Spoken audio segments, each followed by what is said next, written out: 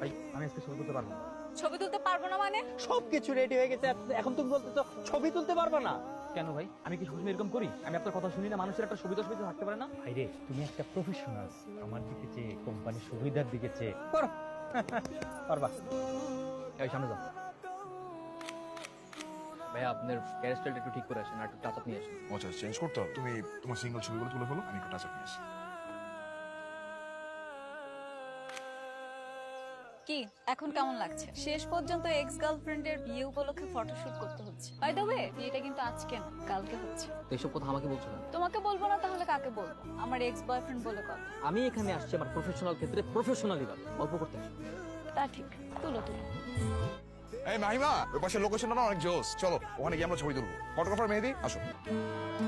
Wow, জায়গাটা আসলে অনেক সুন্দর। আচ্ছা কেমনে দাঁড়াবো বলো তো? তাই তো, কিভাবে পোজ দিয়ে ছবি তুলবো সেটা বলবেন না? কেমন ফটোগ্রাফার আপনি? আচ্ছা ওর পোজ বলতে হবে, আমি পোজ বলতেছি, তুমি আমার হাতটা ধরো। চলো। তুমি একটা কাজ কর, আমার কোমরে হাত দিয়ে ছবি তুলো। কই তুলুন। এইভাবে ছবি ভালো উঠবে না, আপনারা পোস্ট চেঞ্জ করে আমি এই প্রজেক্ট ছবি দিতে পারবো। আমাদের ইচ্ছে আমরা এভাবে ছবি তুলছি। ভাইয়া ওনারা যেহেতু এত করে বলছে কিছু ছবি তুলে দেন না।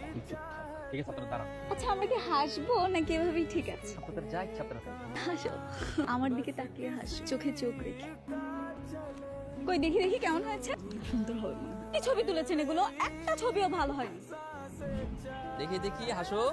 বাবা কি এই মেয়েটার ছবি তো ভালো দেখি বল। এই মেয়েটা সুন্দর না ক্যামেরাটা সুন্দর? কোনটা তুলো তো। দেখি? চুলটা সরাও তো, চুলটা সরাও।